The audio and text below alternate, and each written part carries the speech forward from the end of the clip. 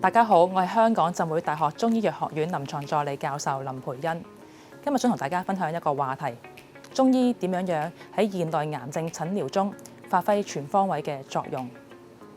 癌症係全球重大公共衛生嘅挑戰。根據香港防癌會嘅統計，香港每年新診斷嘅癌症超過22,000例。面對呢個挑戰，除咗可以用西方醫學嘅手術、化療、放療之外，中醫藥喺癌症嘅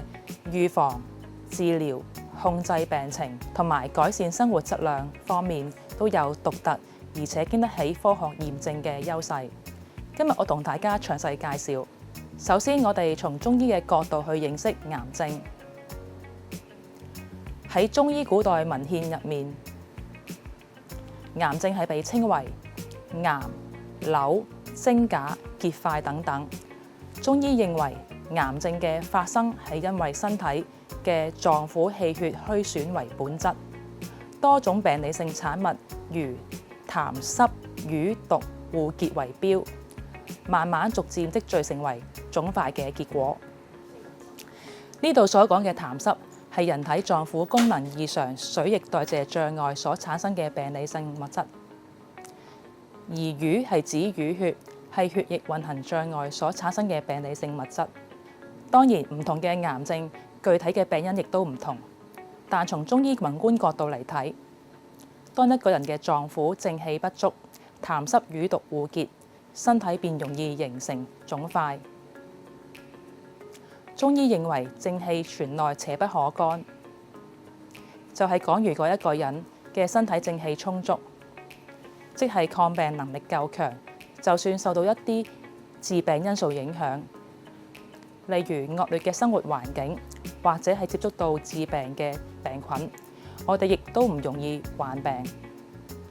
反過嚟講，邪之所就，其氣必虛，意思係指當我哋患病嘅時候，正正就係因為身體正氣虛弱，冇足夠嘅抗病能力。扶正培本係中醫抗癌嘅核心理念，呢個意味住我哋唔單止要殺敵，更重要係保護自己，即係要增強患者嘅體質同埋抗病能力。中醫強調未病先防，忌病防變，差後防復，係指預防癌症嘅發生，防止病情嘅進展，預防癌症嘅復發。而呢種預防性嘅思維，令到中醫喺癌症全方位管理之中發揮獨特嘅優勢。中醫藥係從3個方面去治療癌症。第一係直接抗癌同埋控制腫瘤生長。唔講大家可能唔知道，好多現代抗癌化療藥物實際上係源自於中草藥，例如從紅豆杉提取嘅紫杉醇、長春花提取嘅長春生鹼、中藥清代中嘅定玉紅、喜樹中嘅喜樹鹼衍生物等等。呢啲都係中醫藥貢獻喺現代藥學嘅重要抗癌成分。臨床研究證明，單獨使用中醫藥或者結合西藥治療，可以控制腫瘤嘅生長。有臨床統計報告指出，喺唔做手術、化療、放療嘅情況之下，單獨使用中藥治療肝癌嘅患者中，1年生存率4成，2年生存率亦都有3成。可見中醫藥具有實實在在嘅抗癌效果。第二，中醫藥同埋針灸可以舒緩放療同埋化療嘅副作用，令到癌症患者可以順利完成療程，同埋提高佢哋嘅生活質量。呢個係中醫喺現代癌症治療中最重要嘅角色之一。我哋知道化療患者常見嘅副作用包括消化道反應，例如嘔吐、冇胃口；血象下降，即係造血功能被破壞；周邊神經損傷造成嘅手腳麻痹，同埋心肝腎功能損害等等。另外，放療就可以引起放射性肺炎、膀胱炎同埋皮膚黏膜損傷，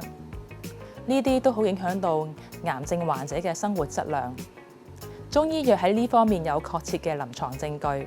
例如，對於鼻咽癌嘅患者，相對於單純只接受化療，同時配合服用中藥治療嘅患者，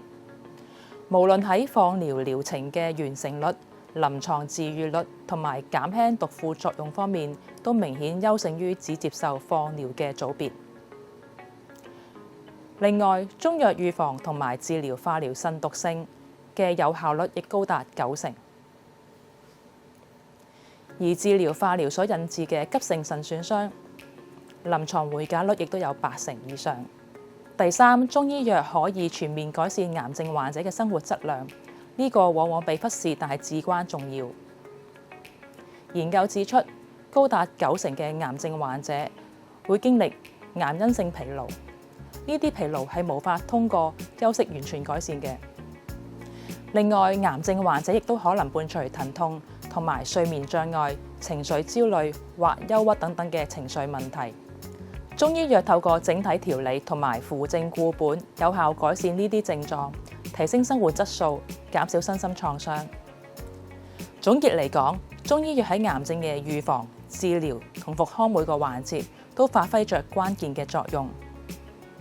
如果你對中醫癌症嘅治療有任何疑問，或者想進一步了解，歡迎聯絡浸會大學中醫藥學院，或者嚟到我哋診所做個初步評估。我哋會根據你個人嘅情況，為你度身訂造適合你嘅治療方案。